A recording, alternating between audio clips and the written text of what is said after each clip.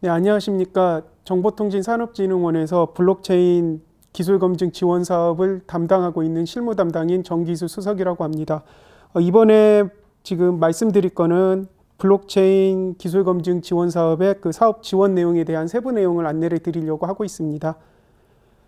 지원 개요를 먼저 간략하게 설명을 드리자면 지원 방법은 자유공모이고요. 그 다음에 지원 대상은 블록체인 기술을 보유하고 있는 중소, 중견기업, 뭐 단독이나 컨소시엄이든 그 형태는 상관이 없습니다. 그리고 복수의 기업이 컨소시엄으로 참여하는 경우에는 그 기술 공급 기업이 대표 위탁 주관 기관으로 참여를 하셔야 합니다. 그리고 컨소시엄으로 만약에 오시게 되면은 우리 원에서는 가점 1점을 드리고 있고요. 그 컨소시엄 구성 시에는 수요 기관이 참여는 필수입니다.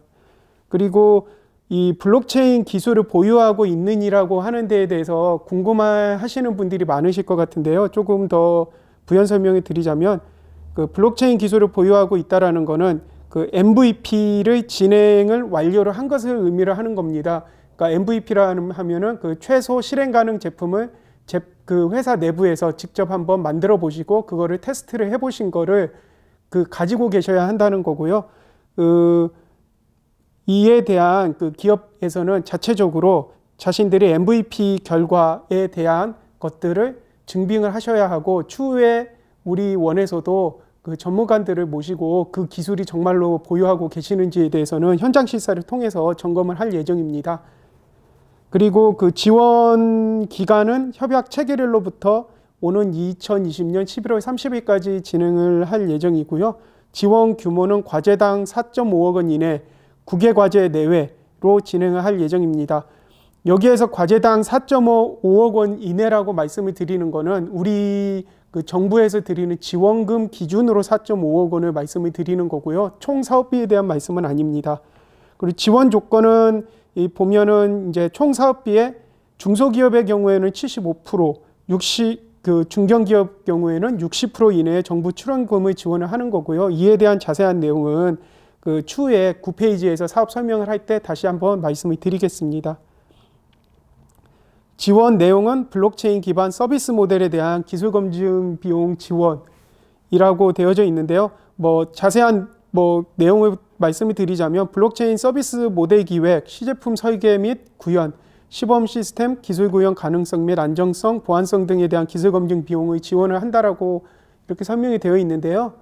부연 설명을 여기에서도 드리자면 이 전체적으로 프로토타입을 구축을 한다거나 테스트를 하고, 그 다음에 기술 고도화에 필요한 기술 검증 이런 것들에 대한 모든 제반 비용들을 지원을 해드리는 그런 지원 사업이라고 설명을 이해를 하시면 될 것 같습니다. 그래서 지원 대상은 아까 위에서 말씀드린 것처럼 그냥 블록체인 기술을 보유하고 있는 중소 중견기업이나 중견기업을 지원 대상으로 하고 있고요. 단독이나 컨소시엄 아무거나 편하신 대로 이렇게 지원을 해주시면 될 것 같습니다. 그리고 그 비영리 기관도 필요에 따라서는 위탁 참여 기관으로 참여는 가능하신데요. 비영리 기관이 참석을 하신다고 하면은 이 비영리 기관 자체도 그 블록체인 기술이 있다는 걸, 보유하고 있다는 걸, 그리고 이 MVP를 하는 데 있어 가지고 같이 이렇게 기술 개발을 하고, 그 다음에 그 기술에 대한 고도화를 하는 데 대한 그런 기술에 대한 그 기술 내역들을 함께 업무를 했다라는 것들이 증빙이 되어져야 합니다.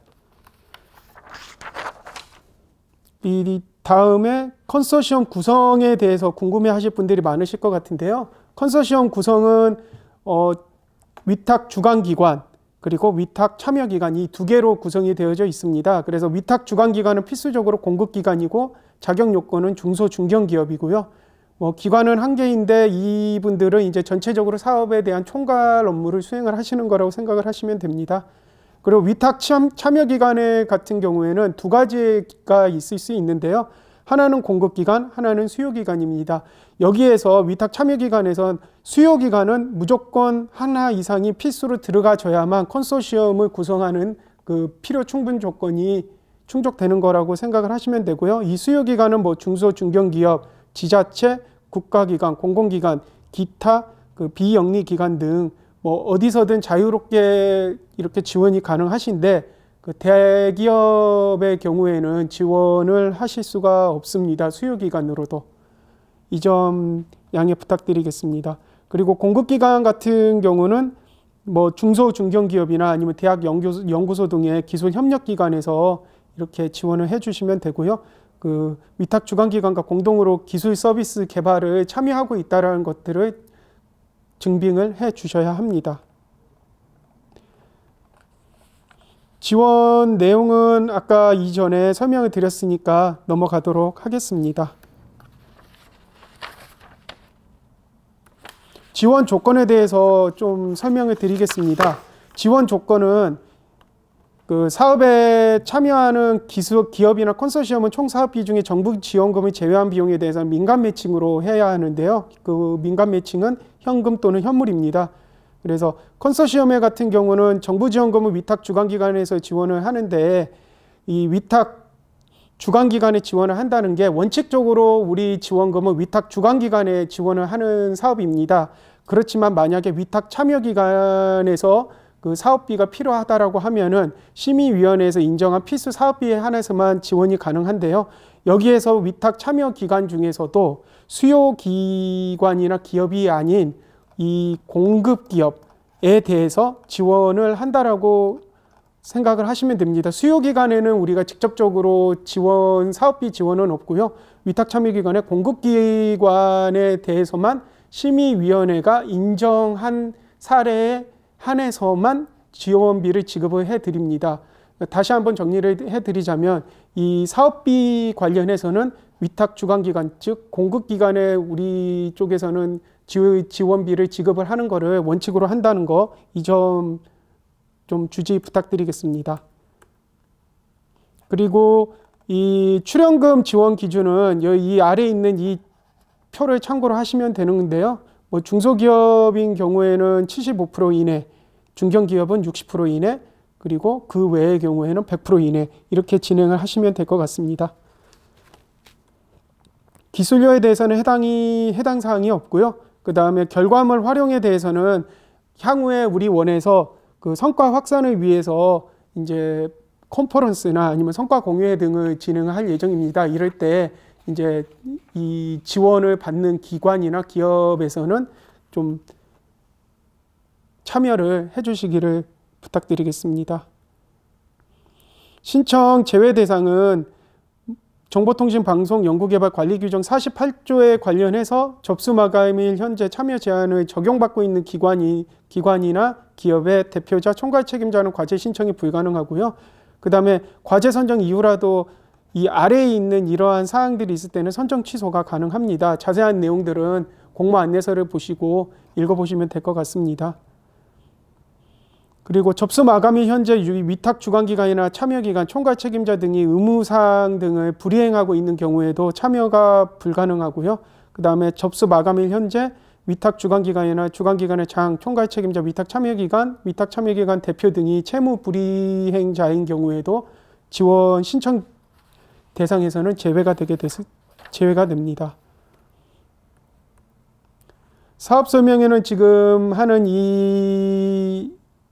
이 사업 설명회는 발표 영상은 3월 18일 날 올라갈 예정이고요. 그 다음에 공모 신청 기간은 이미 3월 3일 날에 공고가 되었고 4월 6일 오전 10시까지 전산 접수를 받을 예정입니다. 여기에서 좀 알아두셔야 할 사항이 해당 10시라고 하는 거는 서류 제출 시간의 기준을 말씀을 드리는 겁니다. 이 말은 어떤 말씀이냐면요.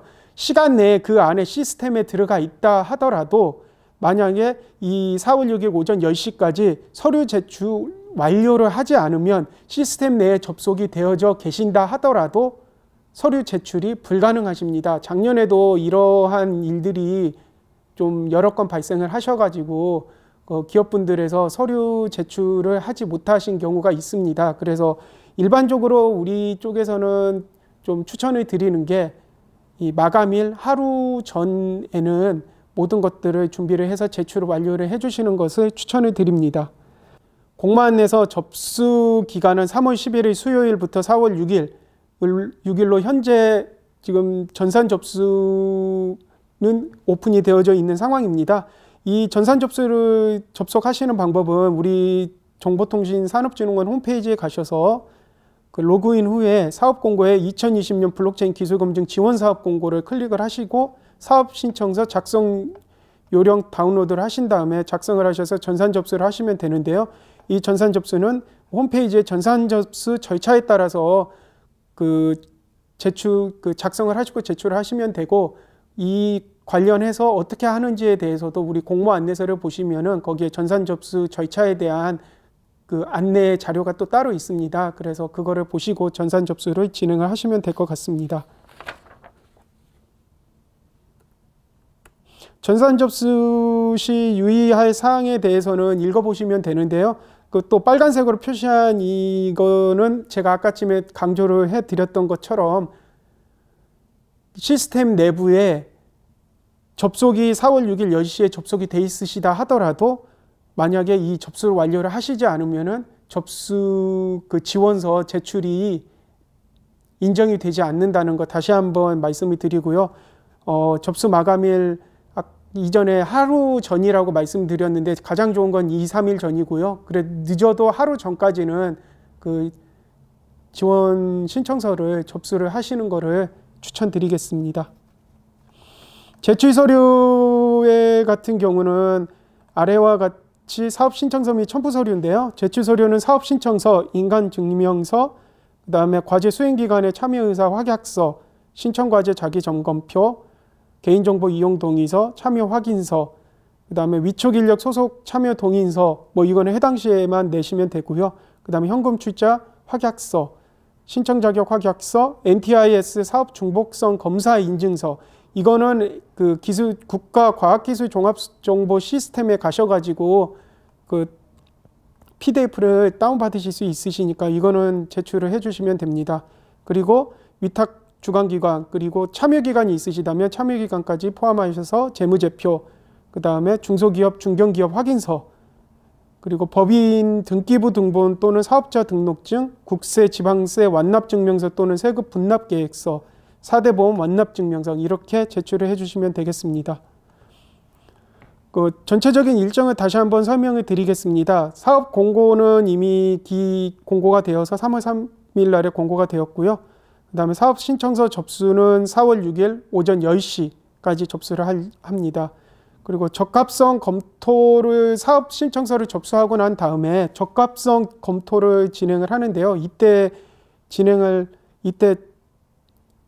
그 확인을 하는 사항들은 제출 서류 누락, 참여 제한 여부 등을 확인을 하고 이거에 대해서 지원 자격에 대한 적합성을 검토를 할 예정입니다. 이 이후에 이 적합성 검토에서 그 패스가 되신 분들은 서면평가를 진행을 하시고 이 서면평가가 끝나고 발표평가를 하고 발표평가가 완료가 되면 우선 협상관제를 확정을 하고 심의위원회를 진행할 예정입니다. 그리고 심의위원회가 완료가 되면 그 이후에 바로 협약 체결을 하고 사업 수행을 진행하는 그런 절차로 진행되겠습니다. 사업 관리 부분에 대한 부분은 그냥 그 지원 기업분들 중에 기업께서 공모 안내서를 보시면은 쉽게 이해하실 수 있을 겁니다. 이 부분에서 지금 제가 좀 강조해서 말씀드리고 싶은 부분은 검증에 대한 겁니다. 이게 기술 검증 지원 사업이다 보니까 기술 검증에 대한 지원이 필요한데요. 이 지원을 그 기술 검증에 대한 그 확인은 그 검증서를 그 비영리 국가 공인 시험 인증기관 시험에 의뢰를 해서 시험 성적서를 획득해서 제출을 해 주시면 됩니다. 그리고 이 검증 항목 같은 경우는 공통하고 자체 항목으로 구분을 하여서 제출을 해 주시면 되는데요. 이 공통 항목 같은 경우는 공통적으로 모든 기업들이 다 그 기술 검증을 하는 데 있어 가지고 넣으셔야 하는 부분이기 때문에 공통 항목은 바꾸실 수가 없지만 자체 항목 같은 경우는 기업의 상황에 맞춰 가지고 그 항목을 만들어 주시면 되고요. 이 부분에 대해서는 별첨으로 같이 올려드린 사업 신청서 페이지 18페이지, 19페이지를 보시면 이 부분의 내용을 확인을 하실 수가 있습니다. 다시 한번 말씀드리면 검증 항목 같은 경우 공통에 대한 거는 수정이 불가하시고 그 자체 항목에 대해서는 기업 자체의 그런 기술 검증 항목을 기입을 해 주시면 됩니다. 그리고 과제 수행 보고 및 평가 관련해서 중간 보고 같은 경우에는요, 그 제출받은 중간 보고서에 대해서는 우리 내외부의 전문가가 참여하는 중간 보고회를 개최할 예정입니다. 그리고 이 중간 점검 시에 만약에 사업 수행이 현저하게 부진하다라고 판단이 된 기업에 대해서는 지원금을 환수하고 사업을 종기 종료시키실 수 있으니까 이 부분도 유념 부탁드리겠습니다. 결과 평가는 그 협약 완료가 되고 결과 보고서를 받은 다음에 최종 결과 보고서에 대해서 외부 전문가를 구성된 평가위원회로 진행을 해서 성공 또는 실패로 평가가 됩니다. 그리고 90점 이상인 경우에는 매우 우수, 그리고 80점 이상은 우수, 80점 미만부터 60점 이상은 보통이고요. 이것을 성공으로 지금 그 평가를 하고 있습니다. 그리고 이 60점 이하가 되면 실패로 되는 거고요. 실패 평가를 받은 과제에 대해서는 그 제재 등급을 기준으로 해서 뭐 제재 대상이나 정부 지원금 환수 등에 대한 이런 부분이 진행될 수 있습니다. 그러니까 이런 부분을 잘 감안하셔가지고 사업 수행을 하는 데 있어서 문제없이 진행을 해주시면 될 것 같습니다.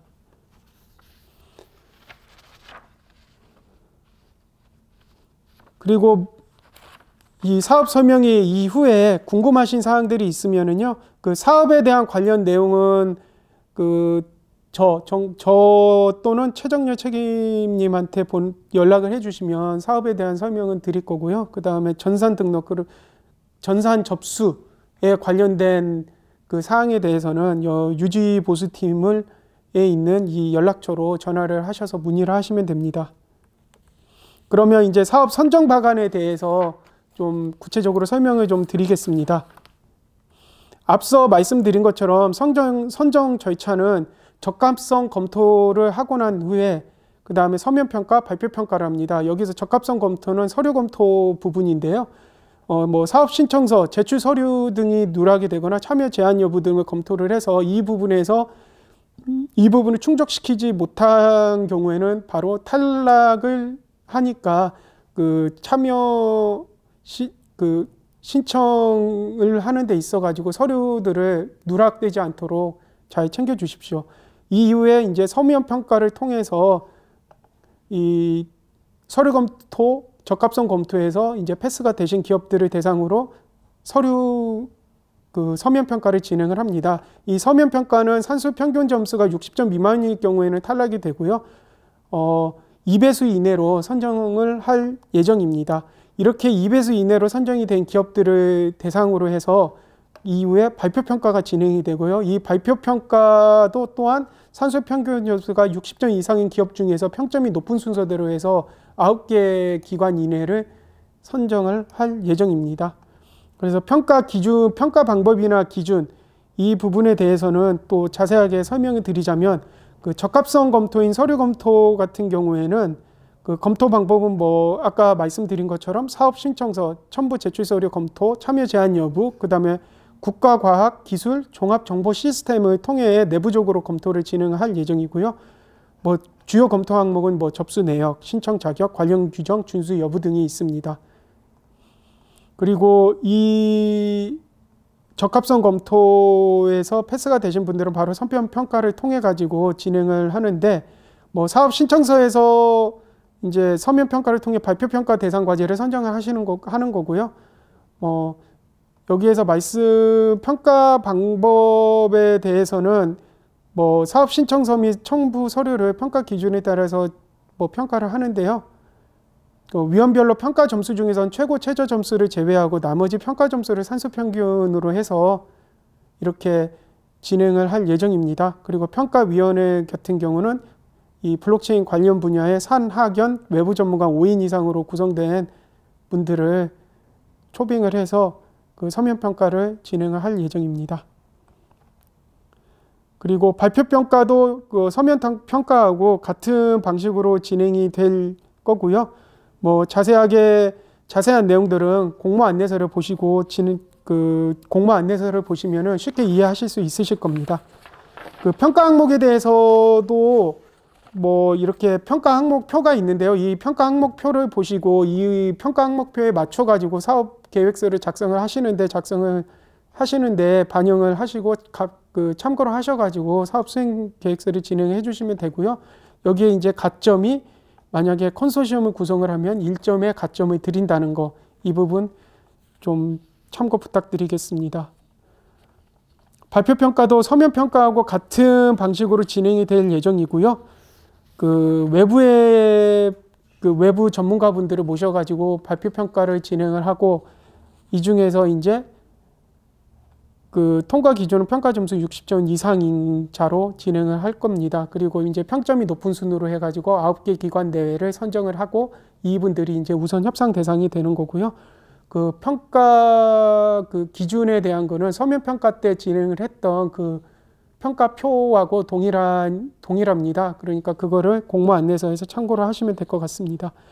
그리고 이렇게 해서 발표평가에서 이제 우선 협상 대상으로 선정된 기관들의 대상으로 해서는 이 사업비나 기술검증 항목에 대해서 이제 심의위원회를 진행을 할 예정입니다. 여기에서 이제 심의위원회에서 이제 발표평가 결과 및 그 지원 가능 예상을 최종으로 고려를 해서 이때 이제 기술검증 항목이나 그 다음에 예산들이 최종으로 확정이 되고요.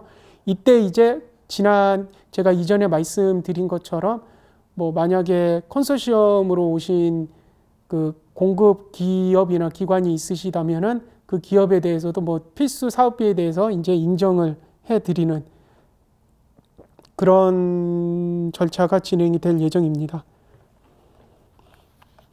그 사업비 편성 및 관리에 대한 것을 말씀을 드리자면요. 과제 수행 기간은 그 사업비에 대해서는 별도의 계좌를 개설을 하셔가지고 관리를 하셔야 합니다. 그리고 또 이 사업을 진행하는 데 있어가지고 좀 감안을 해주셔야 하는 게, 원활한 사업을 진행하기 위해서 결과 도출을 위해 꼭 편중된 예산 편성은 지양을 부탁드리겠습니다. 그리고 이거는 다시 한번 말씀을 드리지만 개발 지원 사업이 아니라 기술 고도화에 대한 사업이기 때문에 개발이 아니니까 조금 더 넓은 관점에서 사업을 바라봐 주시면 될 것 같습니다. 그리고 만약에 특정 비목이 50% 이상 편성이 되어져야 한다라고 하면은 편성하시면 되지만, 이 부분에 대해서는 심의위원회에서 이제 그 심의위원회의 승인이 필요한 사항이기 때문에 이 부분 잘 참고를 하셔가지고 예산 편성을 하시는데 좀 참고를 해 주시기 바랍니다. 그리고 컨소시엄 구성에 편성된 사업비를 가지고 기관 간 제품, 시스템, 서비스 등에 대한 거래는 불가하고요. 그 다음에 현금 사업비 잔액 발생한 경우에는 반납 시 정부와 민간 비율대로 반납을 하면 됩니다. 적용 규정은 여기 나와 있는 이 적용 규정들을 보시면 되는데요. 여기에서 사업비 구성 및 정산은 정보통신방송사업 관리 규정, 정보통신방송사업, 사업비 산정 및 정산 등에 대한 기준, 이런 것들을 가지고 이런 것들에 대한 이 규정을 통해서 적용을 받으신다고 생각을 하시면 되고요. 그 다음 평가 성과 관리 및 기타는 이런 지금 여기 나와 있는 이 규정을 적용을 한다라고 생각하시면 될 것 같습니다. 그리고 제한 서비스가 클라우드를 적용하고자 하는 경우에는 민간 클라우드 서비스 이용을 우선적으로 검토를 하셔야 하는 부분, 이 부분도 좀 참고 부탁드리겠습니다. 네, 이걸로 그 블록체인 기술 검증 지원 사업에 대한 그 세부 사업 설명에 대한 그 사업 설명회를 마치도록 하겠습니다. 네, 감사합니다.